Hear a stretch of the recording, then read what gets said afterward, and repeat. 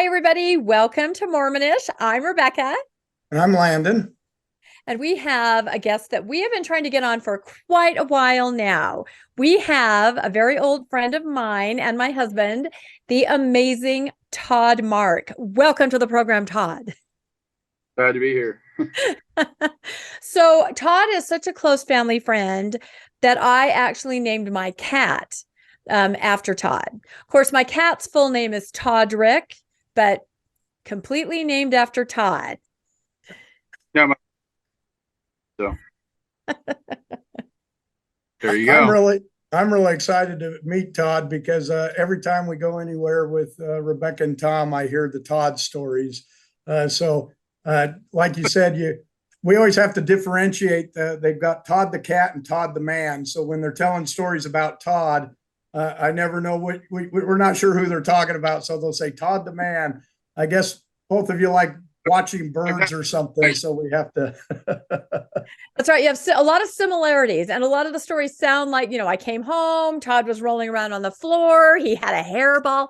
Things could be the same. So we always have to differentiate. So well, we're super happy that you're here. And Todd is a very interesting person. And I know that you guys are really going to be absolutely fascinated by this story. I mean, it just runs the gamut of agony and ecstasy and everything in between. So let's start out by just introduce yourself, Todd. Tell us about your beginnings. Tell us everything.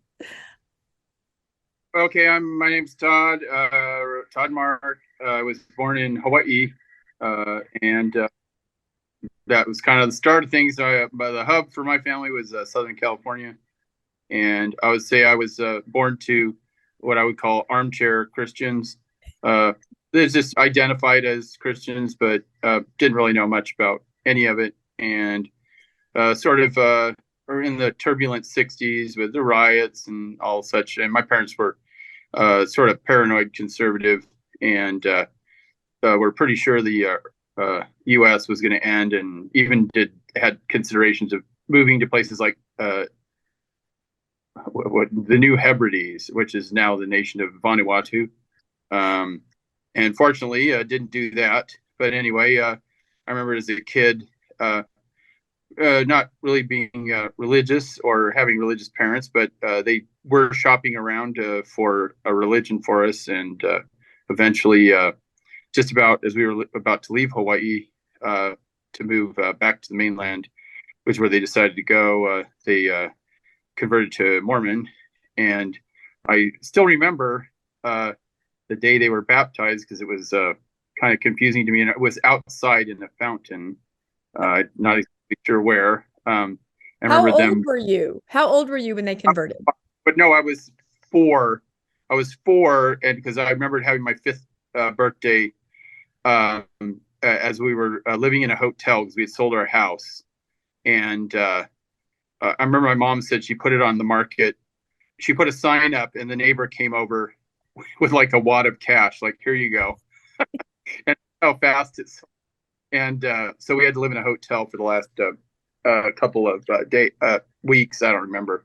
And then we moved to the mainland, and so with our new religion, and my mom had decided that she was so sure of it, she had sent all of our furniture with like Mayflower, one of those moving companies, and it was sent in a big box to Salt Lake City. And so then when we got back to California, where my grandmother lived, that was my mom's mom, so my maternal grandmother, she had a Cadillac, and we appropriated the Cadillac and took off throughout the West looking for a new home.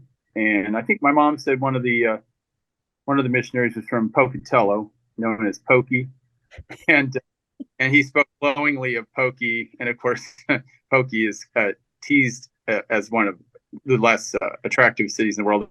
No offense to anybody who's from Pokey. I actually spent a summer at Idaho State University as junior in high school. I got invited to some program there, so I actually have college credits there, and it's not so bad. Go Bang. So she was trying to gather with the saints. Furniture was in Utah. You might go there. She's looking at, and you guys had never been anywhere around there, but simply because you have a new religion, you've got to go gather. Yeah. Yeah, pretty much like that. But when she got there, she's like, no, this ain't gonna work. And on the way, we passed through Lake Tahoe, where she would go for summer. She was kind of her parents were well-to-do for the community where she grew up. El Monte was in LA area. It's San Gabriel Valley, if anyone's familiar with the LA area, was actually kind of a farming community back when my parents were born. And it was a lot of farmland out there. And actually all the dust bowlers showed up, like Jodes in the Grapes of Wrath, and they all ended up there. And so an apocryphal story was my dad was asked in one of his early, like first, second grade classes, who was born in California, and he was the only one that could raise his hand. The only one. Oh my gosh. That was right. These like I said, apocryphal stories. Anyway, so we got the Cadillac and went around. My mom, how Alec was saying, was a little bit had more money, so she was familiar with places like Lake Tahoe. So we went up there, and of course she's like, "No, let's go there." So if not Utah, then Lake Tahoe. It makes perfect sense. Perfect sense. Anyway, so that was so that's kind of like how my Mormon past that wasn't sort of got passed over because Sabbath was S as in skiing instead of S as in Sabbath. So we had our own ski resort there. It used to be called Diamond Peak. Now it's called Ski Incline. And so that's where we grew up in Lake Tahoe. My brother was into fishing. We were latchkey kids. We could walk all over the community. Sometimes I'd go up the creek, literally exploring it. It's now known as Mount Rose Wilderness Area. And so I really got hooked into natural history. That was kind of my sort of religion. And so I've read everything about animals and so on and so forth. And I actually was interested in evolution at a young age, something that my father to this day swears is made up. Of course it is. Yeah. I'm just trying to picture how you guys were Mormons, though. If you're skiing and were they attending every Sunday? Were they? Right.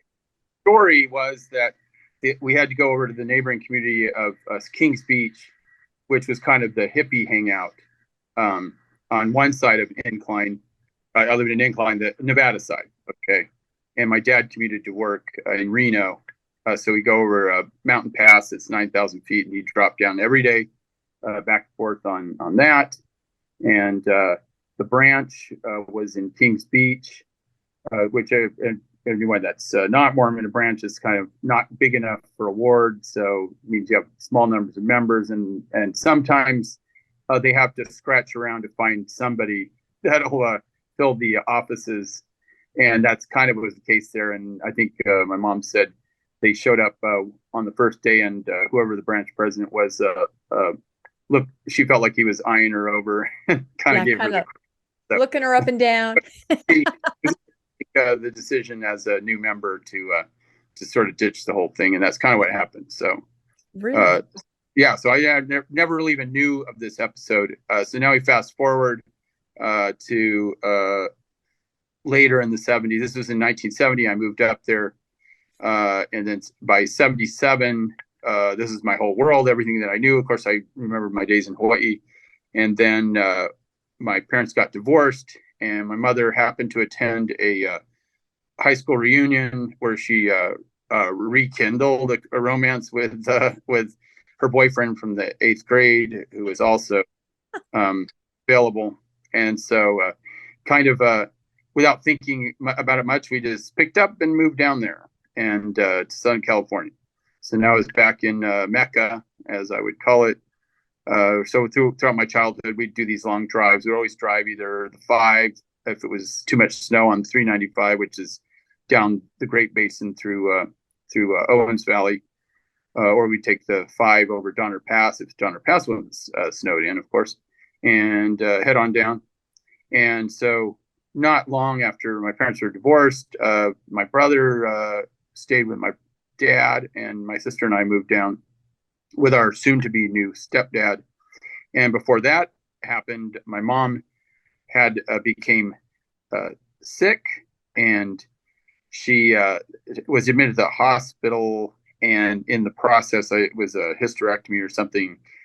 She wasn't exactly in healthy condition, and she had a stroke, and nobody realized until, fortunately, she had a friend of hers, actually who was grew up Mormon, and was by this time a Jack Mormon, and she was the one that noticed that my mother wasn't responding well after the surgery, and notified the doctors, and eventually they realized that she had had a stroke and was pretty soon was almost on her deathbed. So of course her friend, the Jack Mormon, sent for the elders to give her a blessing or such, anoint, what do they call that? Anointing with oil and a blessing, priesthood and blessing. a priesthood blessing of healing. Yeah. And I remember my soon-to-be stepdad saying, coming home and saying, I have to talk to you guys. It doesn't look like your mom's going to make it. Maybe you should say a prayer for her. And of course, I'd never said a prayer in my life, and I kind of was a atheist at the time. Were you baptized? Had you been baptized? Because I was 5 and my brother was 8. And So then they just kind of fell away, and nobody was baptized or anything. Okay. Yeah, I just remembered it being like a curious event, and so it came back.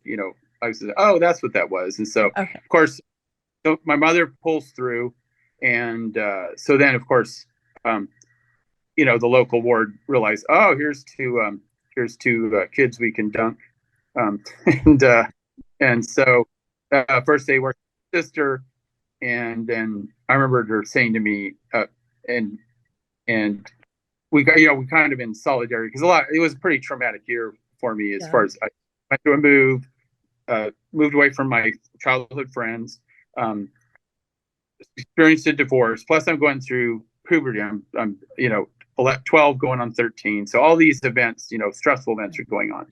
So anyway, so my sister, they used to say challenge to a baptism. I don't know what that, I think they changed the words on that, but that's what they used to say. Well, so they tell you that you've decided to do it, even though you're very, very young. You've made the conscious decision, and then they kind of hold it over your head for the rest of your life. So anyway, so she did, and so she was, so out of solidarity, I went ahead and followed up and went ahead and did it, even though I still believe in evolution. Though I will say that Mormons they don't teach against evolution or anything. It's just, they just stick to a divine creation of man, however that works. That's another story. I've met Mormons on both sides of it. But so you were basically a 12-year-old atheist who got baptized to support your sister who wanted to be baptized. Yeah.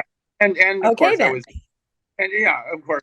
And then, it was difficult adapting at school. I said I went from a Wonder Bread community at Lake Tahoe. At least back then it was, 100% white. I mean, we had one black kid who was pretty popular, Michael Robinson. And we had one Hispanic kid. That was it back then. Right. Most of it was, most of the houses were owned by, vacationers from San Francisco. And then we had quite a few pilots from TWA that were, and my brother and I used to go, the kids of the pilots, they would go, "Oh, we went on vacation to here and here and here." And my brother would be like, "Oh my God, that's so horrible." Because we had stamp collections. We wanted to travel the world. That was something. This is explaining everything to me. Once you guys hear a little bit about what Todd does now, this origin story is making total sense to me. So this is great. But now you're in California in a very different environment. So anyway, California was a new experience, and it was good, and I adapted well because my first junior high school was difficult. It was half Hispanic and with a lot of Koreans. And so it was kind of my sort of a culture shock, you could almost say. Of course, don't anybody get the idea that I'm against Hispanics. I'm an honorary Hispanic now. I speak Spanish, and I spend a lot of my life, much of my life, with some of my best friends live in Peru and so on and so forth. I've got godchildren now. For God. Yeah. Anyway, but at first it was. And then from there, this is before Prop 13 in California, which was a tax thing, as people were getting sort of taxed out of their homes. So but prior to that, LA County had higher taxes. We moved down to Orange County. I lived in Brea, which was I always use the word Wonder Bread community. Again, it was very white, but it had a very good school, and I have to say that was a very excellent year for me in junior high school. It was almost like going to private school, and I learned so much, and it set me on the path for everything. Spanish, I became good at math, I became good at everything, and became a good student ever since that, just by going to that one junior high school. And you're still participating in church then? You're still going to everything like anybody would? You're a deacon, you're a teacher, you're doing all the stuff. Okay. And then the funny thing was, though, each time I would, so I was in Hacienda Heights at first. And of course, I had my support system. And then every time I move, I go, oh, am I going to reconnect with this? Because my Sundays were sacred to me in a different sort of sacred way. Anyway, so eventually, we got reconnected, and it was good for me there. And then for some reason, my mother had another bout of paranoia about the world ending in the throes of the Cold War. And so she decided, let's escape the rat race and go rural. So she explored the possibility of moving to Idaho. She buys a ticket, goes and comes home and says, okay, I put an offer on a house. And so next thing I know, wasn't even finished the school year, and we're driving up to Idaho to live up there. So then I had another chance to break away, and then eventually, got pulled in. And what part of Idaho? Because she didn't like Pocatello, so this must have been somewhere else. It was 10,000 people. It was mostly farmland, and of course it abuts Boise, and now second city in Idaho. So, yeah, I know it's crazy. I was just up there. Funny enough, one of my nephews got married up there in that area. To a gal. Anyway, so then in Idaho, so I did well in school. So I was looking for colleges, universities. My parents didn't have a lot of money. This is the time of the Great Recession, and it particularly hit hard in areas like Idaho. So my parents had very little money. I didn't want to burden them, so I was looking for. So my options to go to school were either Idaho State, University of Idaho, or Brigham Young. And Brigham Young had a very good offer for my grades were high enough that the first 2 years I got full tuition, and I think I kept my grades up enough to get half tuition for the second half. And so I went there. Went off to BYU. So how active were you? How active were you when you made that decision to go to BYU? I mean, that's a pretty big. If you're not active to go there. Oh no, I was always a good kid. I mean, I was a rule follower. I would say I've always been irreverent. I was always making jokes in priesthood class and so on and so forth, make everybody laugh. And so in that sense, I was irreverent, but I always played by the rules and always respected that. And I said the whole time I was at BYU, I played by the rules, and I signed an honor code, so I honored it. And what year was that? What was your freshman year? So I went there. Sorry, what was that? 83. So it'd been the fall of 83. Okay. And then semester of 84, and of course all of my roommates. So anyway, I dreaded going to the dorms because actually I probably could have been a good what do you call them, a good beehive or whatever, because actually I helped my mom do all the canning and all the things that and making pie. Anything you can't do, Todd. That's what I say. There's nothing Todd can't do. Wow. And so they finally opened up Helaman Halls. Yeah. If you're to boys, because of course there was this sort of dichotomy back in the day that women did womanly activities, and women needed a kitchen. I stayed in Helaman Halls for my very first year at BYU in 1984. So yep, I know exactly what you mean. You had the kitchen. Hall. So yeah, there you go. And so they finally, it was the first year. So I said, oh, this is cool. So I can cook. and I don't have to eat horrible dorm food, which I had experienced at Idaho State University. I was like, oh my God. It was like, and so it caught up in the spirit with my all my roommates who were all from Utah. They were all like, oh, mission. And I kind of thought, kind of felt a moral obligation to, okay, if I'm gonna do this, I got to pay my way. They're paying my tuition, so on and so forth. So I enlisted myself, and unfortunately, I was hoping to get papers rolling and out, and it sort of stalled, and so I didn't get out until late in November.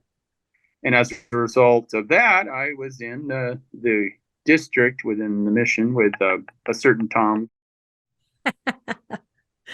That's so funny. And so I forgot, where did you go? Oh, and so, yeah, he and most of them went to where Tom went, which was, I think, Mexico City South Mission. Right. And me and one, I guess, who's sort of a staple of Mormon bluegrass, Gesselson. He was my companion, and we both went to Merida. Okay. So and back then, is that north or south of? Because he was south, and was that north of that? Yeah, no, they keep thinking back then his mission area would have abutted mine at some point, like on some border. Okay. But anyway, so there, next thing I knew, I was down in Mexico, and it was exciting to me because I was actually interested in a lot of archaeology. Of course, we didn't know that much about it back then, or understand how it connected and stuff. And of course, one of my neighbors brought me all the books about how these were all mentioned in the Book of Mormon somehow, with different names. And of course, at the time I'm going, wait, this doesn't. I was just having a hard time with the geography. So actually, that's been one of my strong points. You were there right at the height of farms when all of that was being said. This is it. We found all the Book of Mormon lands, and of course now farms is disbanded because they couldn't find any evidence for it there. But no, I mean, I just couldn't make any of it match. And actually, there was one book, I think, that one of the that I got my hands on, it had a more plausible approach to it, and it was of course it had to I don't know, what would you say, sort of wiggle through things to make it work, make it fit.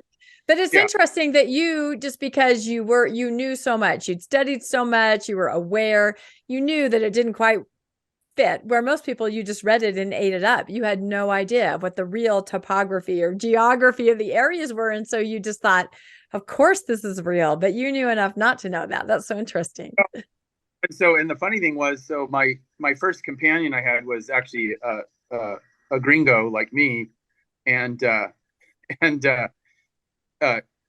we both were sort of dismayed. We had our new mission president, and he was from Guatemala, and it was almost like he wasn't even interested in anything like ruins and stuff. So it was kind of like I'm this kid in the candy store, but I can't get any of the candy because I know I can't leave or go anywhere.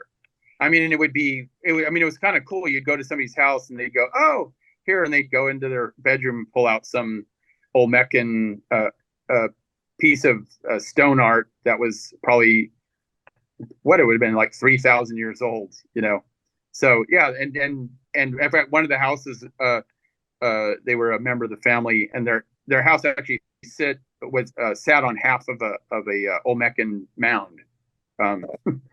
The other, so you probably could have done an excavation of their found art and stuff, and everybody sort of, I was digging a ditch and I found this. And so I never brought any booty back with me. I know a lot of guys did, because people would offer you these things, and I'd be like, sadly, a lot, but of course, out of context, it doesn't have all that much value.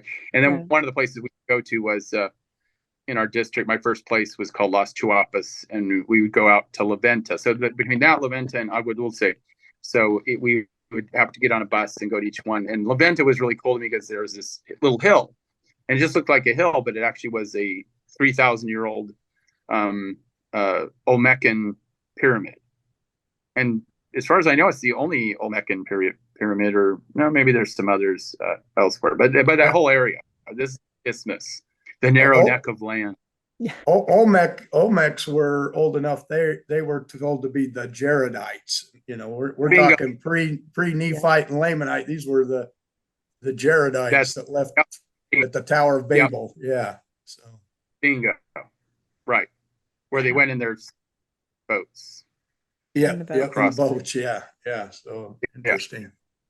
That's something you just knew enough to go, okay, this is this, but I'm not. Well, I was wondering how much of what you saw on the ground then made you, how much maybe you had heard and you bought into it, but then once you got on the ground, you said this isn't making sense, or did it not make sense just from the story?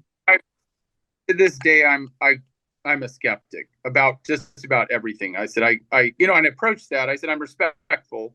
I'm respectful to other people's beliefs, and that's fine. But of course, I'll go, yeah.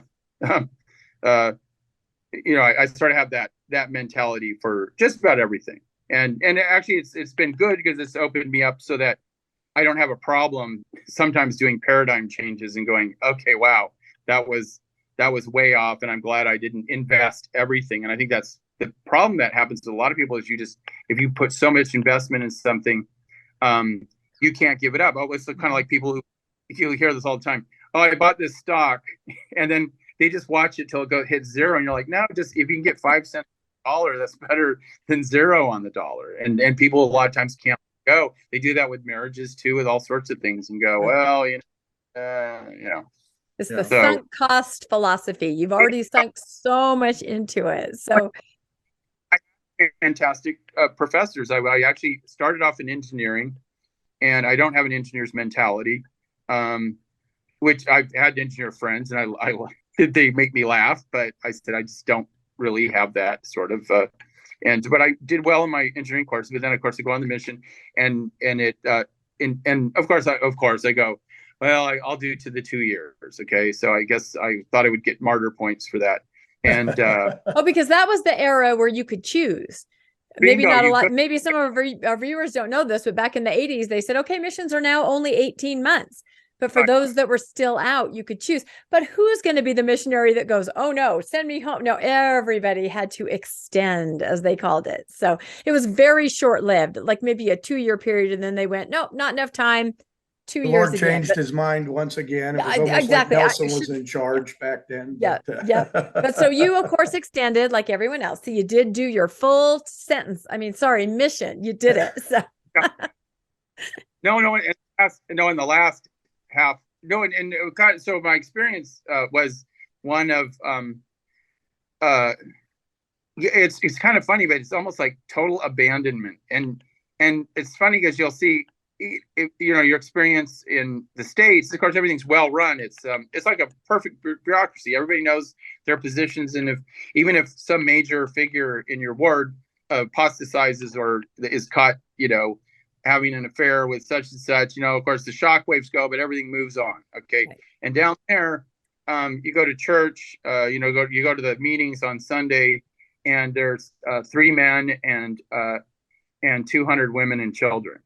And that's basic. So pretty much, if they could get the town drunk to come to church, he could be the branch president.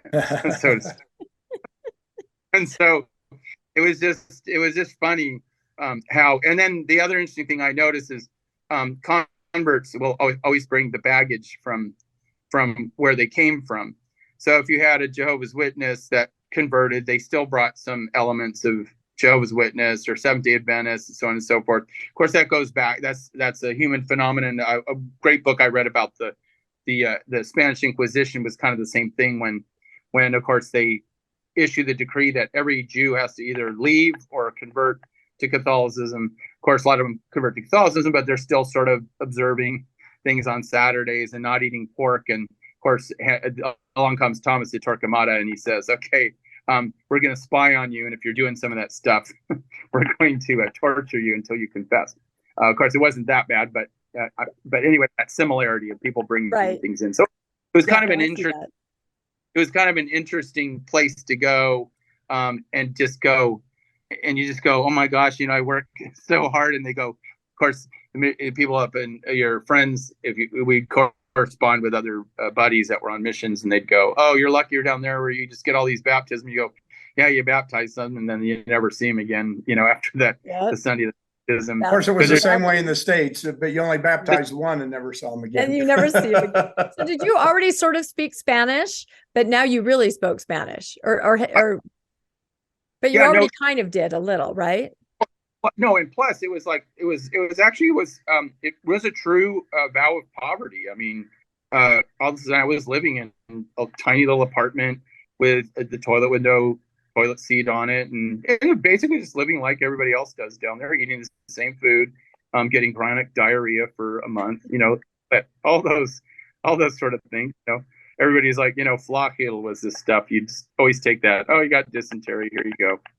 Take flagell. I remember one time I talked to the mission president, and he sees me. He goes, "You've lost a lot of weight. You need to take some flagell."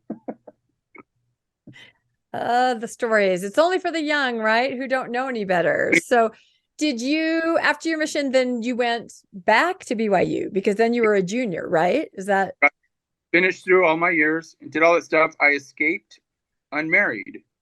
So it's so surprising because, see, our audience will be interested to know. So my husband and Todd were roommates, but this was before I met my husband. However, I had a roommate that had a huge crush on Todd because they were in the same stake. Somehow my husband and I never ran into each other. You guys were in my same ward, and I went to church all the time. Yeah. But I just kind of was disengaged. And I think that made you appealing, though. My roommate was like, oh, he's so aloof. He's so mysterious. What's he really about? So she would always go, let's go figure out if Todd's going to that dance. So I basically had to follow you around for almost a whole semester to support her in her crush, which obviously you don't even remember her. So, which is okay. So yeah, it's all good. So, and then you left, you made it out, you graduated. And what did you end up graduating in? I was trying to remember. I came back. I was so far removed. I was thinking, I can't pick up where I left off in calculus and all this other stuff to continue with engineering. So I said, I got to dumb this down. So I'll just get a business degree, get out of here. There you go. That's the answer. Get a business degree. And then the very interesting thing is that you did not go into, quote, business, but you picked an amazing career that was so perfect for you. Pure accident. So I get out of school, and of course, it coincides with, so my folks had moved back from Idaho while I was gone, and now they're in California, and now they're in San Diego County, and I was like, wow, I like it here. It has the most perfect weather.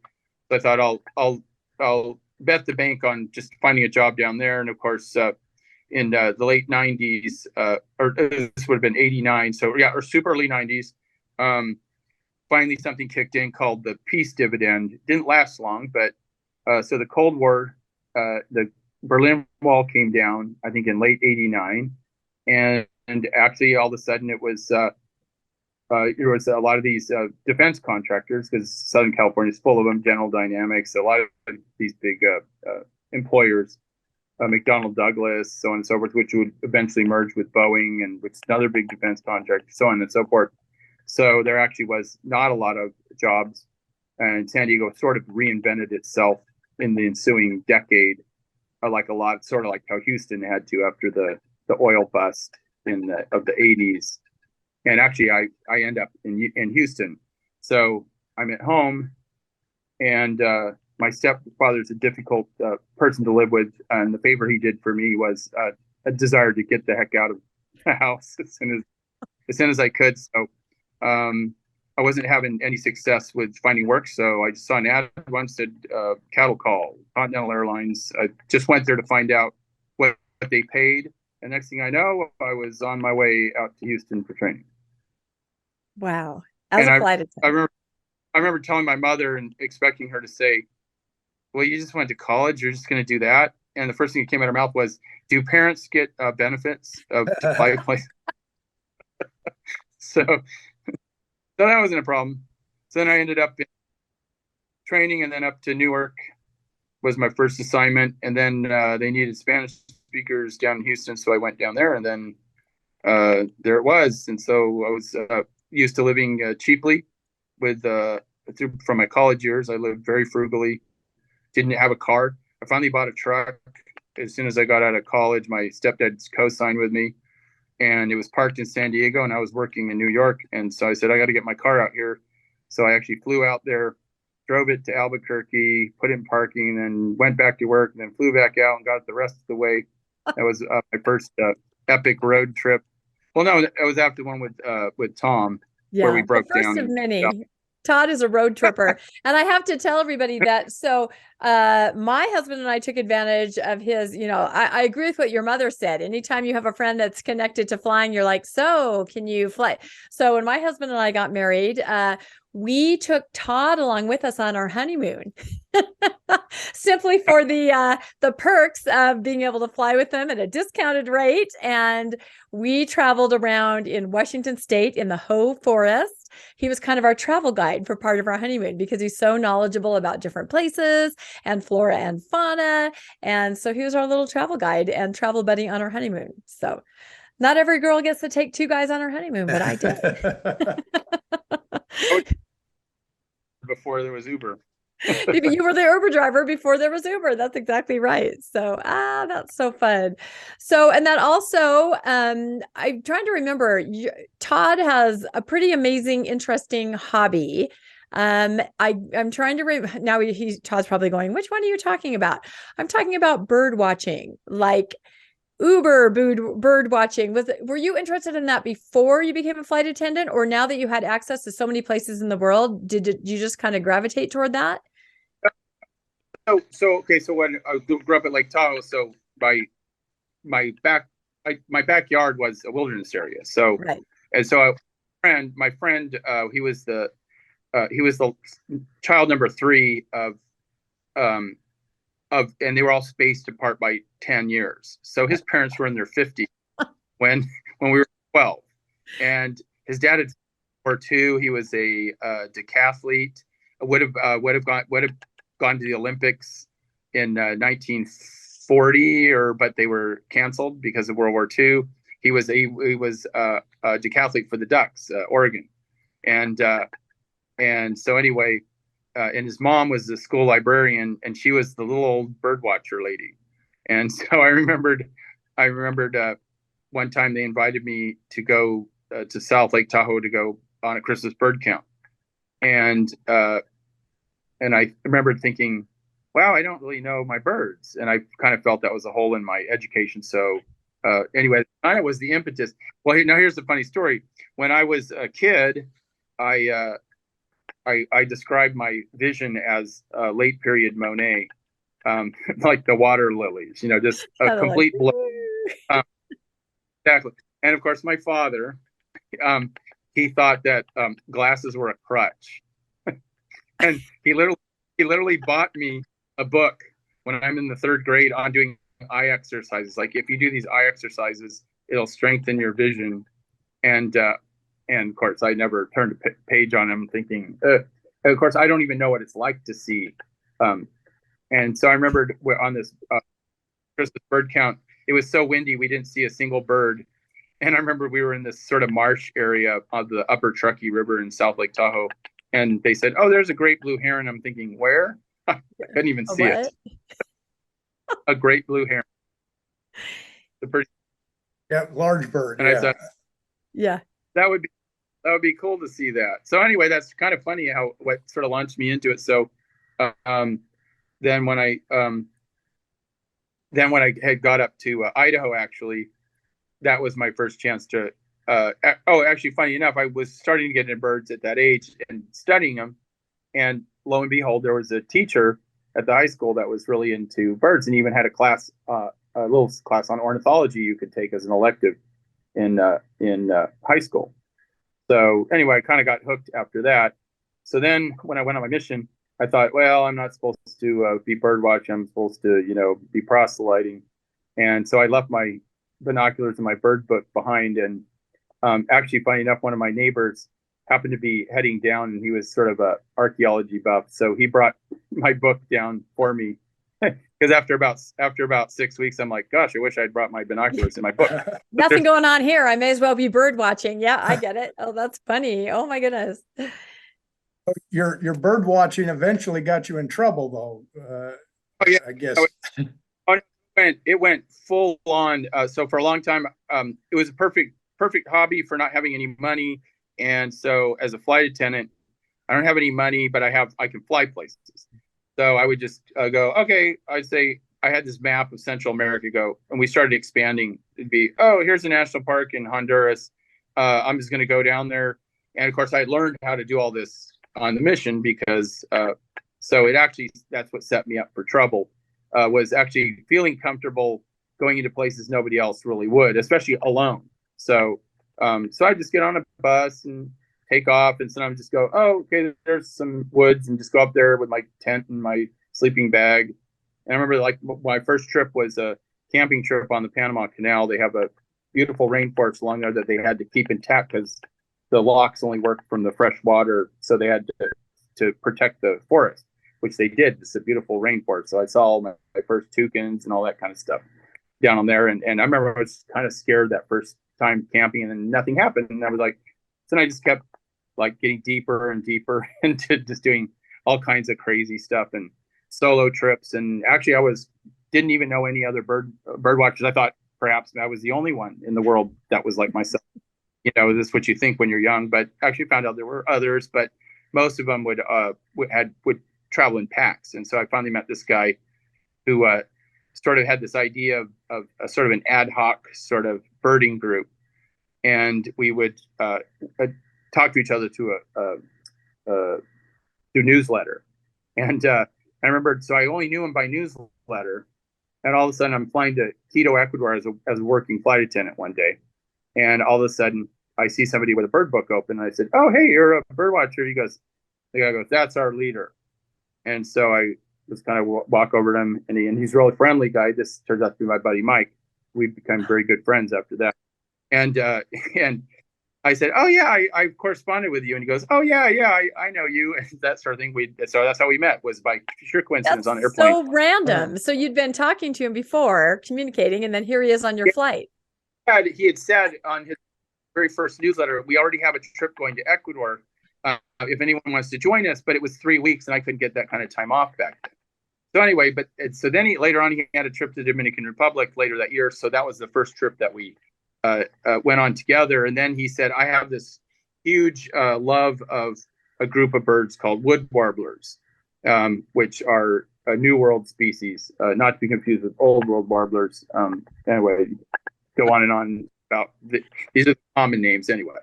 So the family's called Parulidae, and they live and they're highly migratory. So a lot of them are migrate to South America, particularly they stop in Colombia. But then there's also ones we call endemics, which they just they are native or they're indigenous to a particular area, and if they're endemic, they're unique. You're uniquely indigenous to a particular area. Let me just say to everyone that when I say bird watcher and Todd says that, we're not talking about, oh, look at that. We're talking about world-class knowledge. We're talking about the upper echelon of bird watching. So just to make sure everybody understands, if you haven't already figured it out. Anyways, so anyway, I told him, I said, oh yeah, I've gone to Colombia. And I said, oh, I met this family on my last trip. And on that trip, of course, I get my camera stolen and my binoculars, but I somehow pulled it together. Instead of crying and going home, I toughed it out, went to the Andes, and it was this preserve, and they said, oh, it's been booked out by this family that has a family reunion, but maybe they'll let you stay. And so they did, and they were cool about it. So I went up there, and then somebody even lent me a pair of binoculars, and actually I saw a spectacled bear. It was this fantastic trip, which is pretty difficult sighting, and it was up in the central Andes and so the one gal, her name is Dora, and she goes, my husband, he's not here, he's from France, but we live up in Santa Marta. And I said, oh, I've been really wanting to go to Santa Marta because it's safe, because at this time Colombia is kind of undergoing, well, it's starting what's going to turn into a civil war, and so of course this is the time I decided to start exploring Colombia. And so I went up there, and her husband gave me some direction, and I got up to some areas. And so I get home and I call my new friend Mike and say, hey, guess what I saw? 3 species of warblers that you haven't seen. And he's like, oh my God, we have to do a trip there. So we set up a trip there. We went back there in March. And so then I kind of, Ecuador was my first kind of country in South America, because we started flying there, and now Colombia was a new one, and we started a route there. So now I was knocking around Colombia, and then I met a British guy who was doing a PhD project. And then, so now I'm totally hooked. And so we did all these trips, crazy trips. We'd get a car, and then one person would drive, and the rest of us would sleep. And then we just trade off, and this car was just continuously moving, and we just go all around the country. And so it kind of got to be intoxicating, and you start to feel sort of invincible. And so eventually things sort of unraveled in Colombia, and I realized this, and I was kind of done. I said, okay, this is probably the last trip. And then I had this buddy that I'd met through this ad hoc birding group, and he lived in New York City with his wife. They were both researchers they were both PhDs from Berkeley and UCLA. No, from UCLA. He went to Berkeley, and I think she went UCLA. But they both got their PhDs. And so I met him on a trip to Africa. I mean, this is where I'm meeting all my friends in weird places on these trips that we're putting together. So he would call me up sometimes, say, hey, I got 3 days off, or a 3-day weekend. I found a cheap ticket to Guayaquil. You want to meet me down there, and we'll go figure something out. So we were doing that, and finally we come down to one 4-day weekend, and he says, I got a 4-day weekend. He goes, where can we go? And I said, well, we've been to Peru, we've been to, the places we can do. How about Colombia? And actually his mother was from Colombia, and he used to go there as a kid and hadn't been there in a long time. And he says, I was kind of thinking the same thing. And I said, well, it's kind of dodgy right now, but I think we can figure something out, that some safer areas that I'd already been to. So we went ahead and did the thing, and we enlisted 2 other friends. One of them was my indefatigable former nun friend, Louise, who was a retired school teacher. And I used to call her up and say, hey, you want to go on a birding camping trip in Peru? We'll get some mules and go up and camp in the mountains for 2 weeks. And she'd go, sure. And these are the kind of trips that we're doing. And so he gets her to come along. So this one's a road trip, because he's trying to see as much stuff in 4 days. So we're driving around. Everything's good. Last day, we're going up this road, and kind of left a little too late. I mean, we still left at like 4 a.m, but we should have left at 3 a.m. Now the sun's coming up. We're looking for some birds. They start singing really early in the morning, so you want to get there. I've learned how to use tape recorders. You tape their songs, and then you play it back, and you can lure them out that way. So this is kind of key, that we're getting there really early in the morning, and we're running late, and all of a sudden there's a truck blocking the way. And anyway, so my friend Pete is going, can you move the car? And everybody's acting really suspicious, so on and so forth. And then all of a sudden, said, let me see. I said, I don't feel good. I remember saying, I don't feel good. There's something kind of weird here. Let's just turn around and leave. But anyway, he was persistent. So finally I get out of the car. Just that moment, I see somebody in military sort of camo coming down the mountain. And so as it turns out, it was the start of a 33 days being captured by FARC guerrillas. It was a sort of a communist ideology separatist group trying to overthrow the government or establish themselves. And they at that time, they mostly extorted money from Colombians. Their policy, according to them, was it was only for people from Colombia, and it was 10% of their net worth. So I guess they believed in tithing, right? Yeah. There you go. They had it right. But when they kidnapped people from other countries, they held them for much more money. And that's kind of how they funded everything. Is that? If I had been involved in any policy or proselytizing, we would have been executed. So, in fact, I think, if I remember, when I went on my mission, they were sending USA citizens to Colombia, and eventually they stopped because I think 2 U.S. missionaries were murdered there, Yeah. Mormons.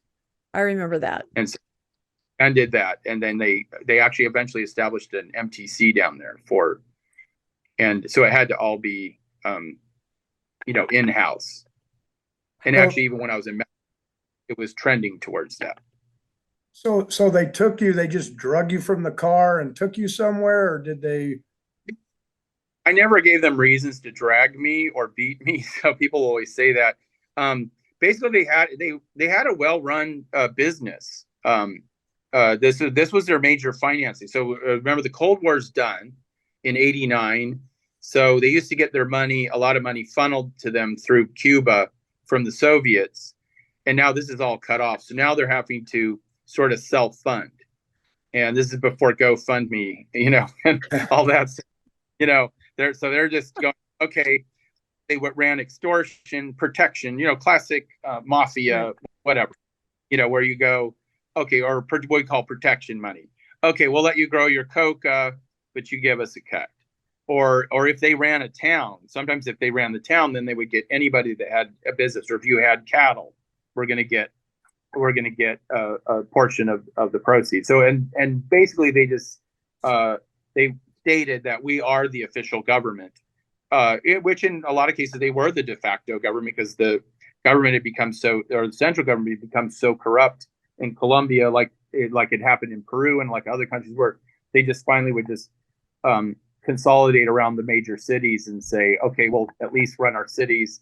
But it was pretty dangerous for anyone just to leave town, because all of a sudden it was run by by highwaymen, except these were the highwaymen was the rebel groups.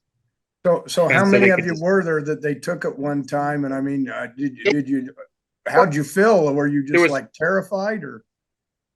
Well, no, it was funny because the precursor to this, 6 months earlier, so this was, I want to say it was end of March, or no, yeah, or April. It was April, and about 6 months earlier, right around Thanksgiving, Louise, the nun, had been with me, and we were in a remote part of Peru, and some banditos followed us out of town and waited till we got to the mountain pass, and then they came after us with shotguns and put a shotgun to my head and took my money and all this stuff. And I mean, and I was just kind of like, whoa, that was just like heavy duty for me. And it really rattled me. And so that was, of course, still fresh on my mind when this happened. And I remember, so they took us out of our car. We had a rental car, which we never saw again. I to this day, I don't know what happened to it. They put us in another car that they had appropriated from a guy that was running a sort of a taxi service, a collective taxi between this remote town and market, which so was it was you and Mike and Louise, and Mike was not there. It was Louise, Pete, it's my friend I met in Africa with the wife. They were PhD, and then another friend, Tom. Okay, and Tom was this. Tom was this guy who had figured out he lived in a rent-controlled apartment that he paid $300 a month for in New York City, and he literally was he would go bird watching every single day in Central Park, and he was like a staple of that whole scene, the whole Central Park scene, which is actually, there's a book about it.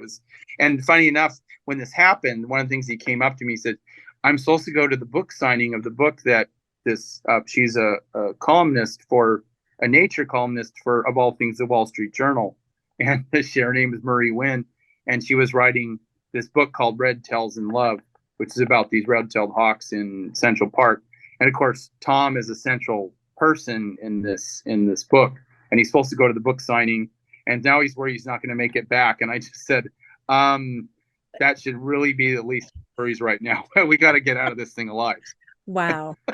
Jeez. But I think you're in denial, kind of. You're just like, I got to go home. I left something in the oven. You can't imagine that your life's about to drastically change. You just have no experience. So speak Spanish, and my friend Louise, she doesn't either. I don't know why. Has every reason to speak, but she never did. And her parents were Italian immigrants, and she didn't even speak Italian. In fact, I said one time, she said, this friend of mine, she always signs her letters off with this acronym, with this, and I don't know what it means. like TTFN was like Tata for now, that, when this first came out. Right. I said, well, what is it? Because it's CIAO. Oh, said, how funny. She really didn't speak it. Like, that's really amazing for an Italian whose parents are Italian not to understand what that means. Ah, that's funny. She's rolling in her grave right now because she would get so mad when I tell the story. Yeah, that's hilarious. Okay, so they take you out of the rental car that we don't know. For maybe you have a fee somewhere. Who knows? You don't know. Oh, and they said, and I remembered I laughed because they said, I kind of saw the writing on the wall. I said, okay, we're toast. And I don't know, this is bad. Yeah. And funny enough, at first I was, am I going to make it to work on time? And of course, by the first, and I thought, I need to talk to whoever the head people are. There's some sort of mistake going on here because, and anyway, so when we finally met the head honcho, so the next morning, so they put us in this other car that they've taken from, and they drive us for all day long, way back on this dirt road until it practically ends. And the last bit we have to walk. And then of course, now we're back. Then there's this, their guerrilla troops are bivouacked in the forest with these camo tarps and everything. And they give us a sleeping bag, a place to sleep. And I wake up the next morning. And of course, at this time I had contact lenses, which I'd taken out. So now I'm seeing the world in late period Monet again. And and there's all these people milling around. And so then my friend Pete goes, he had got up early and he said, he goes, what happened after they got us, the truck that was blocking the way was full of guerrilla troops, and they were going down to the highway, and they literally set a car ablaze and started a roadblock, and then started robbing people on the highway. And then they grabbed people they thought they could take for ransom and dragged them back up. So now those people are with us. So on that day, they captured 19 people up the highway. And so then the next couple of days, we're sleeping in a sugar mill. So it's open air, but a roof over our heads. And they would have these big pans that they reduce the sugar in to make sugar loaves or whatever they call it, like panelas, but the word they use in Spanish, I don't know. But anyway, so we're sleeping in one of these places. And then gradually some of them are negotiating for their release.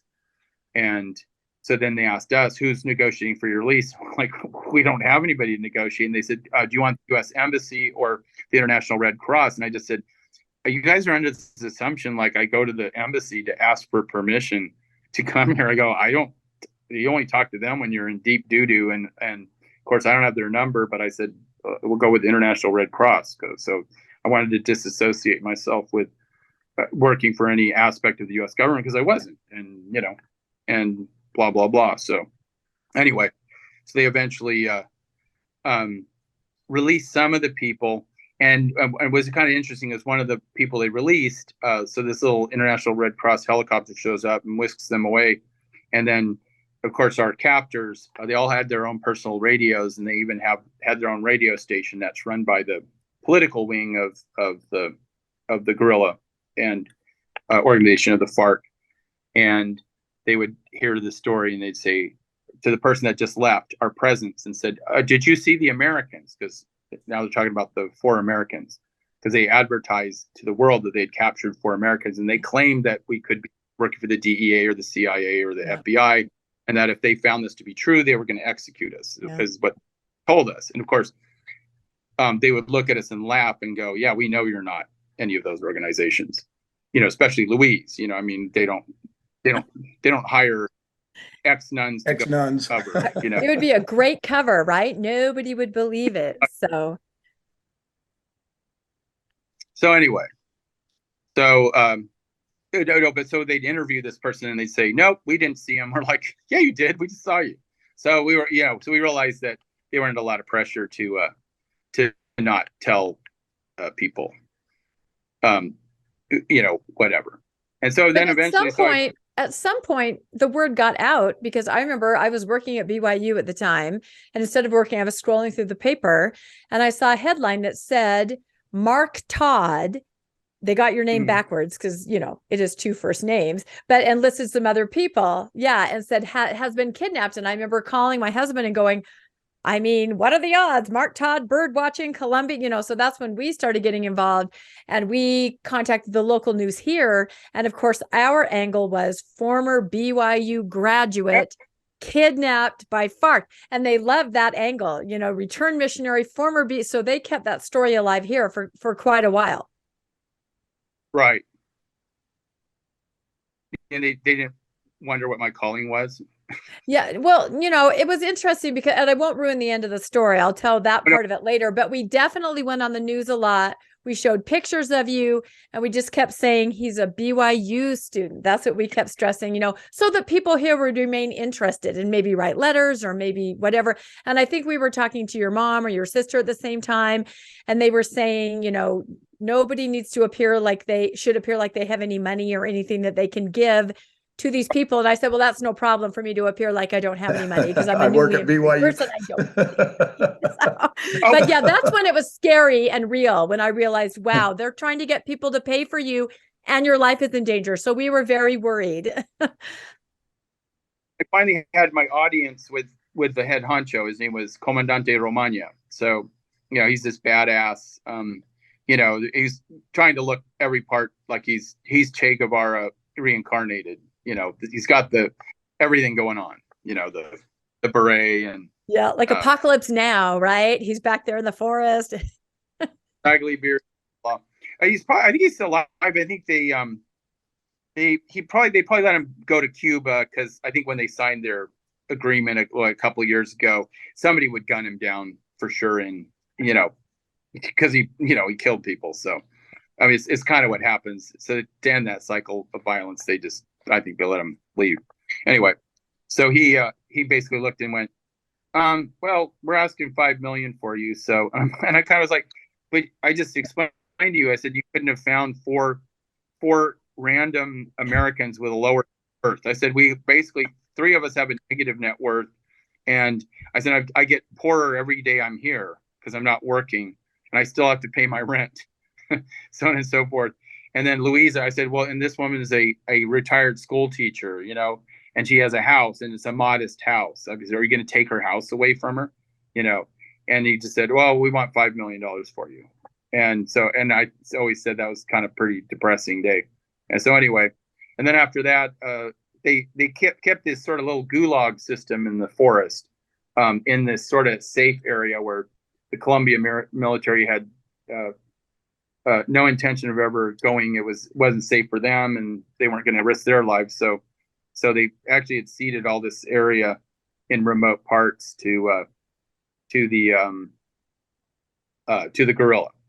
So there they were, and so now they had to take us because where they had captured us wasn't in their safe area. So over the ensuing 10 days, they slowly were moving us back to the area where they could keep us into long-term detention. And were you on foot? You were just marching. But and actually, I mean, some of it was crazy. So the first thing was, we're at one of the stops, and I hear this. I remember that morning so it seemed like this is what kind of how it would go. They send a couple of guys ahead of us, our little platoon that watched us, and there was 9 of us or 8 of us in our group, and we pretty much had 8 guys watching 8 of us. And then somebody would go ahead and sort of evacuate a little house that was out in the boonies with, subsistence farmers, and they'd get them out, and then we would occupy their house for a day. And then we'd move to another house and just slowly sort of hopscotching our way back to wherever. And we could tell because the houses, you could tell if they had been recently occupied just by, it looked like they had hastened these people out. And then at one point, we're listening to the radio. So they all have their radios. And one day I hear this voice and I go, I know that voice. Who is that? And she's talking about our case, about the Americans. And her name is Liliana. And she says, and so of course I'm listening intently. And then after that, Pete's wife comes on. And so I'm so glued to this. And so when we get out, one of the people that was captured, he was this Italian guy who was married to a Colombian, and they had grabbed him off the highway. He was driving his boat that he co-owned with his accountant. And of course they saw this is money. So they grabbed him and his accountant. They released the accountant because he negotiated for the release of both of them.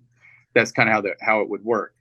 And so anyway, he comes up and goes, "Have you seen Tom? Have you seen Tom?" And I said, "No." I said, "I've been listening to he goes, well, we think he's escaped." And I said, "Well, then let's keep our mouth shut." He goes, yeah. But he goes, I'm worried.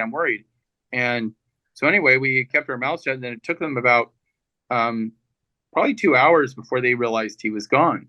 And so then they forced us all into the house and ran off with a couple of them to go look for Tom. And then they come back after a real long period of time and said, "Okay, you guys need to come here. We found Tom. He tried to escape, and we found him. We killed him." So they told us. And then they said, we're get all your stuff. We're leaving. So then we had to leave the house, and we had to sleep outside that night, and it rained. And it was really cold. And we just had to make a big human pile sort of to not die of hypothermia. And then the next day we got up, hardly slept a wink, and we had to climb up this ridge, and they had ropes. And so we were actually just trailblazing at this point to get into the next little stream valley or river valley. And can I ask how Louise is doing? I mean, she's a much older, in her 60s, right? How is she? I mean, I know she's obviously very fit and active, but still, being that age, how was she doing? No, she was doing fine, but it was the thing that day when we were going over the ridge. First, one of the Colombian guys he slipped and fell, and I'm pretty sure he cracked a rib. And then this other guy, it's interesting, he got integrated into our group, and somebody had kidnapped him off of his farm and then sort of sold the rights to him to the FARC. So they even had how crazy this whole thing was, almost like what would you call it? Like an indentured servant or something, or. But the communists are into outsourcing as well, so that's kind of fascinating. So they really truly understood the concept of markets, and it kind of made me laugh. It still does. And anyway, so they outsourced. So this outsourced guy, and he used to be a Texaco executive, and he had a fruit farm that he was invested because his wife had MS, and so he was totally bedridden. So he could keep a full-time nurse down in Colombia, and that's where his wife was from. So that was his deal there. And somebody had grabbed him, stuffed him in his trunk, drove him, and then sold him to the, probably collected $500. And then now the FARC had control of him. And then they forced him to cross the Andes, and then he somehow met up with us. So then he became part of our group. And I remember that day he fell, and we had these little bundles that were it was like a rain tarp, and they gave us a change of clothes, like 2 pairs of underwear and an extra pair of pants and toothbrush and so on and so forth. So we'd carry them like hobos on our like backpacks. We'd bundle everything up. So he dropped it, and it fell off a cliff, and so he never saw it again. And that sort of thing happened. And then then we spent the night in the forest, and then the next day we had done a long day walking, and it had been raining all day. And as we were getting to a certain point, and Louise always, one thing that she didn't have was a good sense of balance. She was always falling. And in this case, she thought she had a good grip on a tree branch, which she was trying to negotiate around on this little path and she slipped and fell, and she just went sledding down the mountain. And I was standing right behind her. So I just go, okay, well, now I lost Tom. Now there goes Louise. And I could hear there was a river down below that was full of water from the rain. And I thought, she's going to go around the river and drown and get washed away. And so I dropped my bag and I ran down to see if I could find her. And when I got down, actually the stream hadn't filled up enough, and the current was on the far side. So she had fallen in some mud. And when I saw her, I said, can you stand up? And she's like, where am I? And I said, you're in Colombia. And she goes, what am I doing in Colombia? I said, let's not get into that now. And she goes, who are these people with the guns? And I said, what's your name? And she said, Louise Augustine. I said, oh, okay, well, you don't have total amnesia, but a little. And then after that, she had to get up, and it took us about 2 hours to get her across the river. I told them, I said, we need to put up a tent and treat her for shock. And they said, oh no, we got to get across this river. It's going to fill up with water, and we have to get past it before. And they felled 2 trees over the river to make a bridge. So literally you were standing on the lower log, the lower tree, trunk, to stepping on that to get across. And the other one was sort of your handrail, and the water was up to your chest. So and it was a lot of water force. So it was kind of this, daring river crossing. And so we finally got past it. And on the other side, there was just this big slack of water, like a big whirlpool, but it was about chest high. So we had to get through there. And then we had to clamber over a rock. And she has to do all this stuff, which we later found out she had broken 8 ribs and cracked her pelvis. So after that point, she was in extreme pain, and they had nothing to give her. I think she got all of about an aspirin for that whole time. And then eventually, because of her condition, they would have us ahead by about a day, and she was always lagging behind. They tried to get a horse for her, but the horse couldn't even walk on the trails because the holes with the roots and whatnot, you couldn't even get. So literally they were carrying her. And you can imagine, she said the one of the guerrilla gals, pretty sturdy gal, she said she would grab her arms like this and carry her like a backpack. So you can imagine her lungs getting crushed against her back. Yeah, it was just absolutely awful. And so eventually we caught up with her. And then when we finally got to the area where the concentration camp, and I'd requested, I said, well, she's got to see some sort of medic. And I remembered I was there to translate, and the little medic goes, oh no, she's fine. I go, you didn't take an x-ray. You don't know. I said, she's hearing gurgling in her lungs. She probably has pulmonary edema and all this other stuff. And you're going, she's fine. Anyway. So around this time they released the Italian guy, and he was under orders not to tell anybody that he was with us, but he went ahead and spilled the beans. And I didn't really talk to him about this, but I suspect he learned a lot about people. You tell your life story. Well, his life story was he was kind of a bad boy as a kid in southern Italy. And then he cleaned his life up, and then he met the love of his life, his wife, and had 2 kids. And so he was on his knees every day with his rosary and so on and so forth. And I think because Louise was Catholic as well, that he sort of felt a moral obligation, or duty to do that. So, and it worked out for us. And in the end, I think that him spilling the beans, because they were always insisted that Louise was in good shape. And he said, no, if they don't get her out real soon, she's probably going to die. So then there was a lot of pressure on the guerrilla, because they had already admitted that they knew we were not agents of the U.S. Government. So, and then they said, according to their own rules, that they couldn't extort money out of us. So they're like, okay, what are you waiting for? So the International Red Cross was putting pressure on them. And so I guess to save face, that's ultimately what they did. They finally released us, and they released Louise the day before us. And then we got out the next day. Wow, we have some in the video. Yeah, we have some pictures. There's a video that we're going to link in the show notes of their release, but we have some pictures that Landon's going to share his screen. I took some still shots from the video, and while Landon's pulling that up, I'll tell you the funniest part. I mean, to me, if there was anything funny about it, and that was that. So this whole time in Utah, my husband and I had been going on the news and explaining that this BYU student, returned missionary, was kidnapped. People were contacting us. Everybody was talking about it.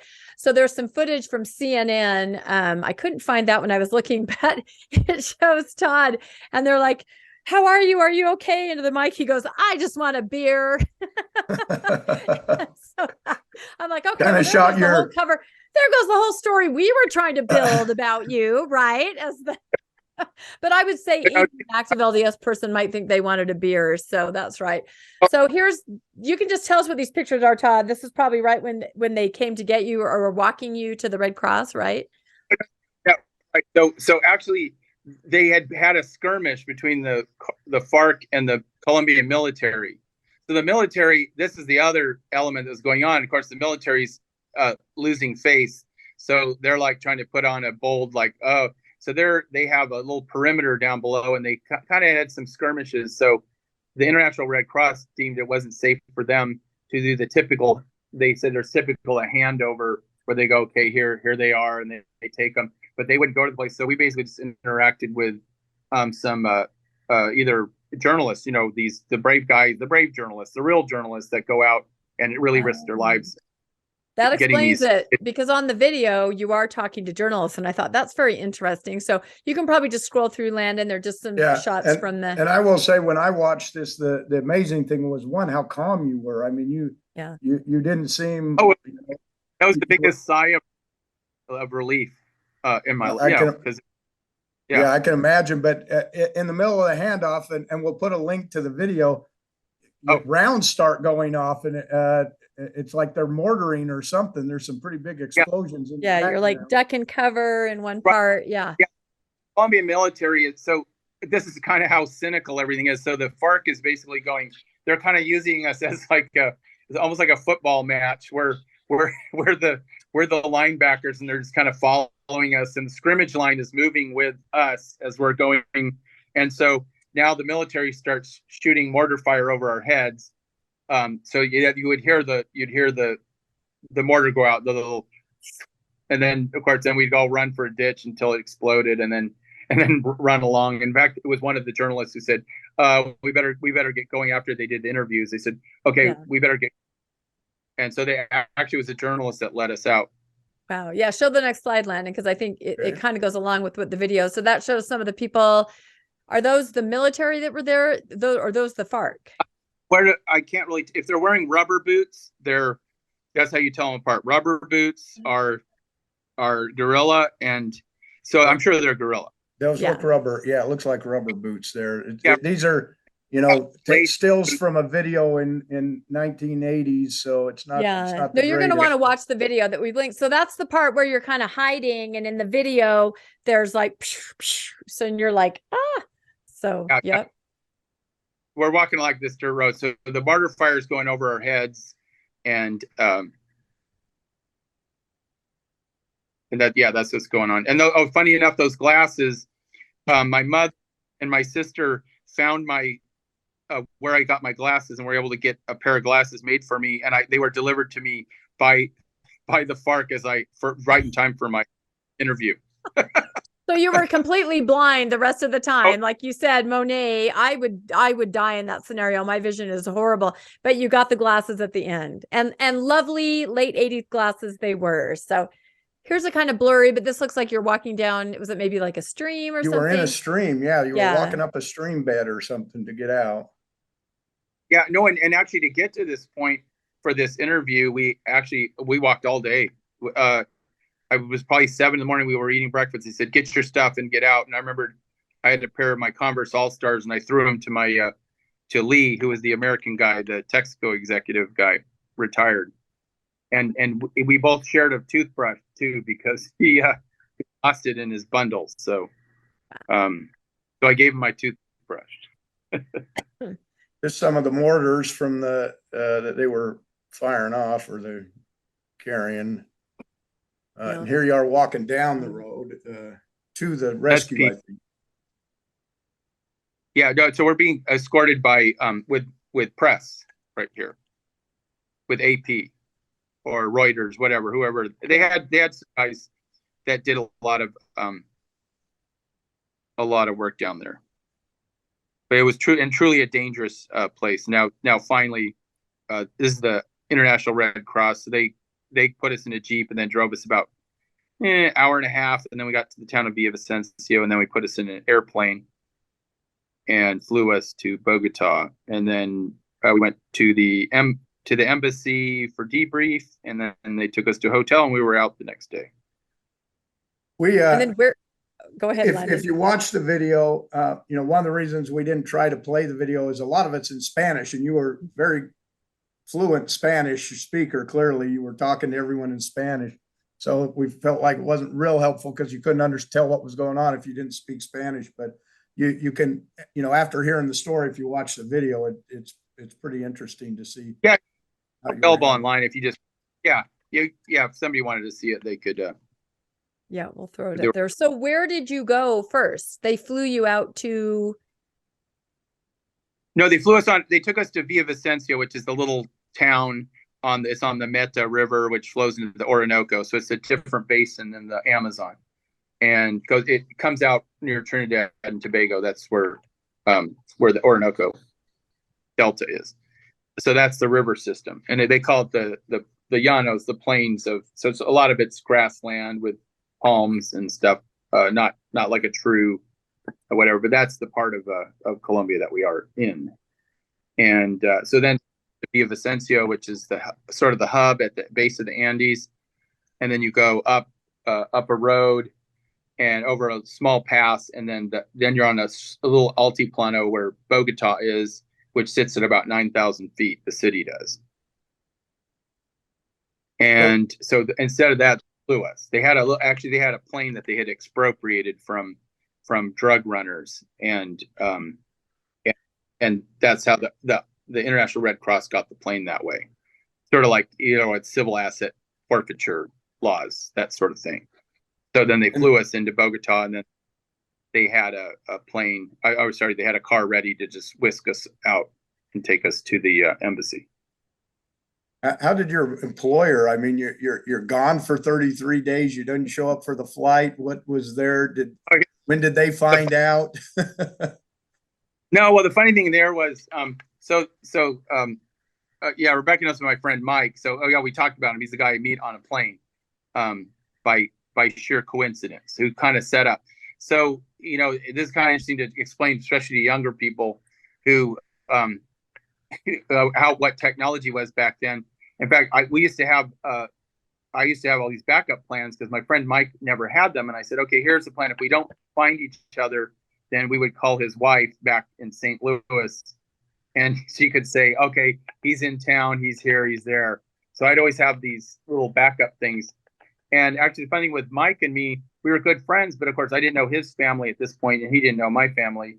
And so I always kind of wondered what would happen. But of course, we knew a lot about each other. So he knows that I have a sister named Kelly, just from our conversation. He knows that she manages a Taco Bell in Reno, Nevada. So he calls information. So here we go. So Pete and all of us are supposed to come back to Newark Airport. We don't show up, and his wife was there to pick us up. And she's like, that's weird. So she talks to airline personnel, and they say, well, we can't tell you who is on the list. All we're going to tell you is they weren't on the flight. So she doesn't know what to do. So she calls Mike, who's the person we all talk to. And she goes, have you heard from Todd? And he goes, no. He goes, what's going on? He goes, they didn't show up. He goes, oh, why don't you find out if they turned their rental car in? And so he goes, oh, that's a good idea. So she calls, she finds out we haven't turned in our rental car. Okay, so she has to go to bed that night. So all this goes down on a Sunday. The news cycle back then was not 24/7. So it would take a whole day of lag. So then the next day it makes the news in Bogota. And then on Tuesday, it finally makes the news. So we're supposed to show up on Monday. We don't show up. Okay, now on the Tuesday morning news, now it's the Americans that have been abducted. And so he goes, my friend Mike, who had been to this actual site where I got kidnapped, he says, oh, they say they have 4 Americans and they're in that spot. It's them. It has to be them.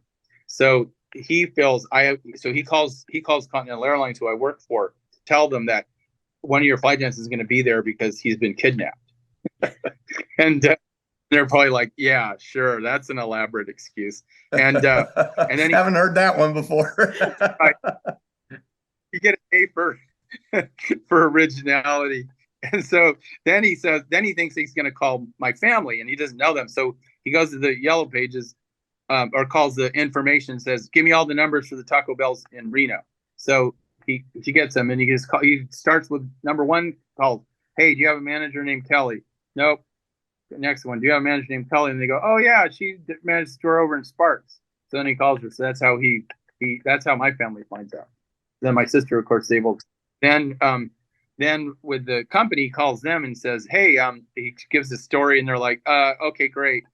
We're thank you for the information. And then he calls back the second day because he thinks that they're kind of thinking he just made this stuff up.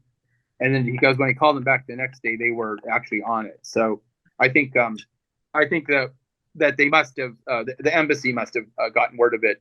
And of course, the FBI or whoever, usually they have somebody in the embassy that works for one of the, intelligence gathering, of course. So I think that's how So at that point, they were able to contact the security department. But, you know, I mean, a lot of people say, were you at work? And I said, no, I was on my days off. So I think the important distinction was that they never asked, they never asked it, or implied that my employer was, you know, I wasn't representing my employer there, and kind of went in that direction. I'd wondered if they thought maybe they could extract money from your employer, you know, big airline, you know, maybe we can get some money. Did they know what you did? They didn't. Yeah. They never went there. So kind of go dark in that situation. So what was the trajectory to get you out of the country then? They flew you to, and then what? You're just in your living room going, well, that was weird. I'm just trying to picture. They actually gave, I say Continental was actually very good about it. They actually had, my mom said they had offered to even fly her down there and stay in a hotel, but she was like, what good am I going, what am I going to accomplish just by being down there? So, and of course the suggested was to make it sound like, no one's going to bail us out. Basically, you know, you kidnapped, of course, as much as I talked, and that became the joke. It was the reenactment of the ransom of Red Chief. That's what my friend Mike said. And then actually, I actually, you know, Time Magazine would always have that little quotable section. And I got my name in Time Magazine. And it said, because I admitted, they said, well, what did you talk to the gorilla about? And I said, I just talked to him about birds, because, you know, they were trying to say I was an agent of the government. And then I said, and of course, they weren't interested in anything I had to say about birds. And I said, I think I bored them to death. So I think I bored them to death. That is a strategy right there. Just talk warblers and pretty soon people's eyes will glaze over. No offense to other bird watchers, but eventually only the diehards can take it. New World or Old? Oh my God. See, this is what I'm saying. New World or Old World. That's exactly right. No, but so I would say birding saved your life. That's right. Because they just thought, oh, this guy. Oh, come on, this guy. Right. Wow. That's amazing. It was your way of giving the captor the bird. Wow. So then they flew you out and you ended up, where did you go? Back home with your mom, or where did you, since you weren't living at home? I mean. No. So my own company paid, they gave me positive space. And I remember the local, whatever you call it,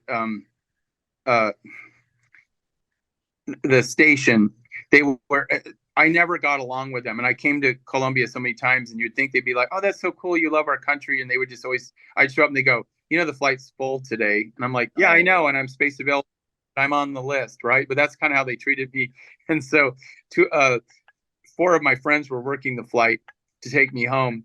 And that morning they said, what, the lead, he goes, yeah, they said, oh yeah, Todd might be on your flight. And think it might. And he said, like, you're going to bump him after all he's been through. Sorry, sir. Yeah, I'm sorry. Oh my gosh. Oh, oversold. Yeah, sorry. Maybe tomorrow. Maybe another day. They actually had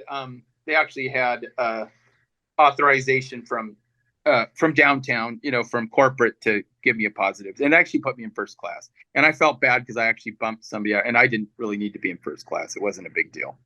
I think being kidnapped for over a month, you deserve a little first class. You know, maybe a warm hand towel or muffin maybe is something that you deserve. So, oh my gosh. And then you did various news shows. I remember, like, people were talking to you in the paper and stuff, I think, didn't you?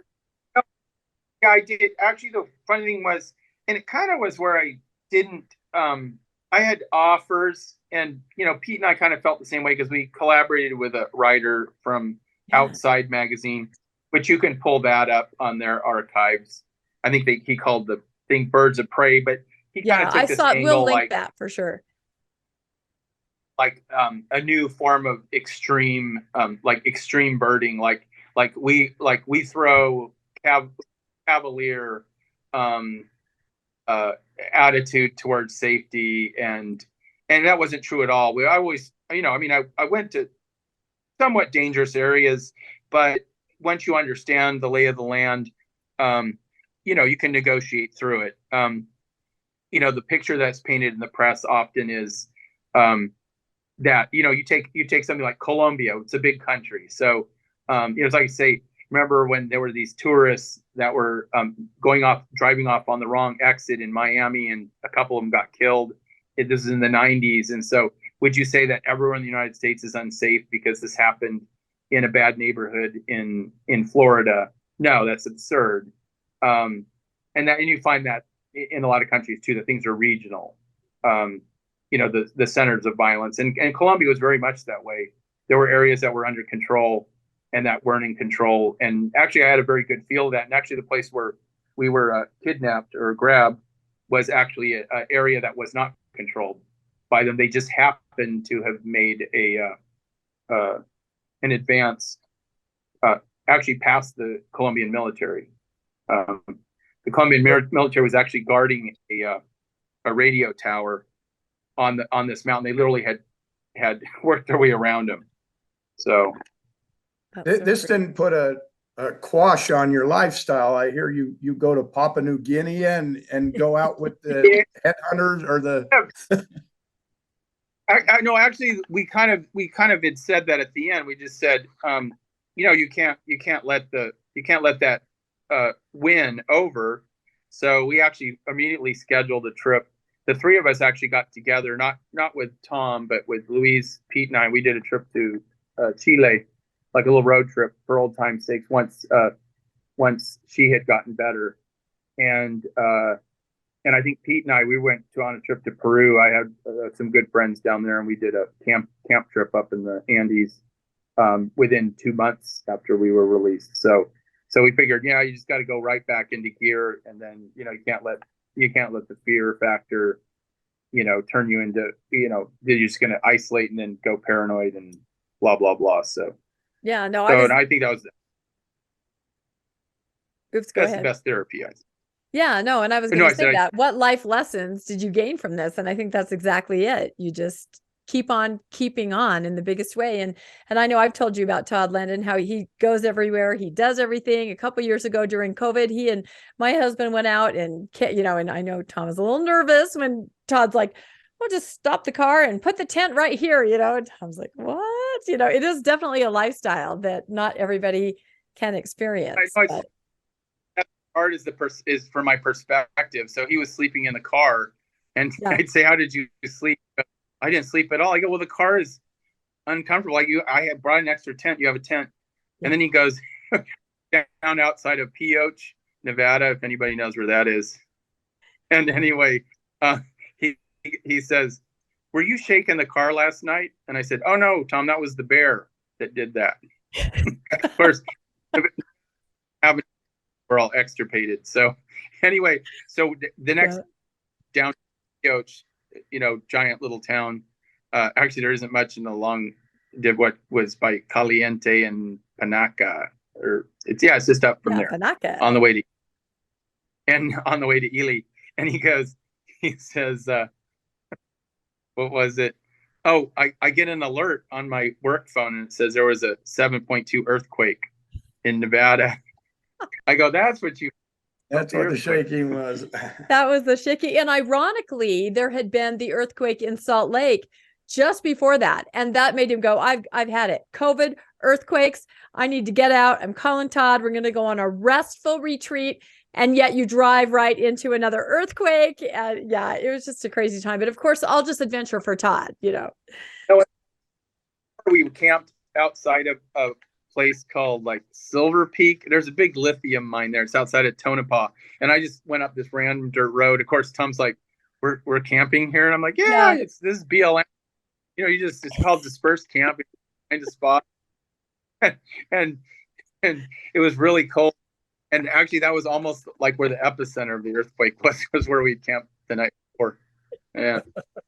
But it's fun. That's the fun way to travel, actually. It is. It's your life. And I love it. And I think, Landon, that, I think Todd has many other adventures and life lessons that he could talk to us about. So I think we'll definitely have to have him on again. But I've always wanted this story for you to be able to share it, because those of us back at home, we were so worried the whole time, and trying to do our part. Well, okay, Tom just likes to be on TV. That's mainly what he was doing, but I was trying to do my part. So, and it was just, wow, what a thing to happen, what a defining moment. So I hope that everybody enjoyed getting to know Todd, and we will have him on again because there's so many other interests and things that he does. It's hard to just, talk about in just a little bit of time here. But I guess, Landon, do you have any other questions or things to say? And I guess we'll say a good day for now, huh? Yep. Nothing, just an amazing story though. Yep. Tom talks about Todd all the time. And so I really look forward to meeting Todd the man. Yeah, Todd the man. You've met Todd the cat. Now meet Todd the man. That's right. Oh, that's crazy. Well, thank you, Todd. Do you have any last thing to say? And then we'll just call it a wrap. Yeah, anyway, kind of the sweet thing was at the end, it was everybody saying that they were praying for me. So I had my friend Joyce and the Jehovah's Witnesses, and I had Catholics. I had everybody. You had every denomination across the world sending good thoughts, good vibes, prayers, whatever it is. So, yep. And that's it. That's humanity, right? We all want the best for everybody, and we all think good thoughts when somebody's in danger. And I'm just glad everybody's okay, especially Louise. That was scary to me because I thought she's older, but she was okay and kept traveling with you. So that's wonderful. It's fine.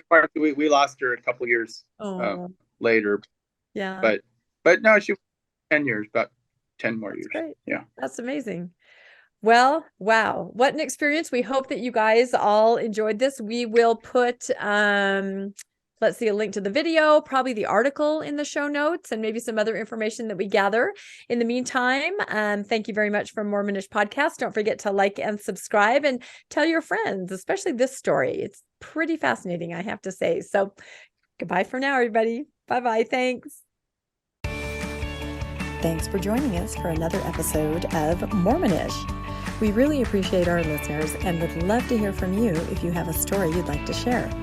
You can email us at mormonishpodcast@gmail.com. You can also find us on Facebook, Instagram, and on our website, mormonishpodcast.org. And don't forget to look for us on YouTube and like and subscribe. Keep joyful, everybody.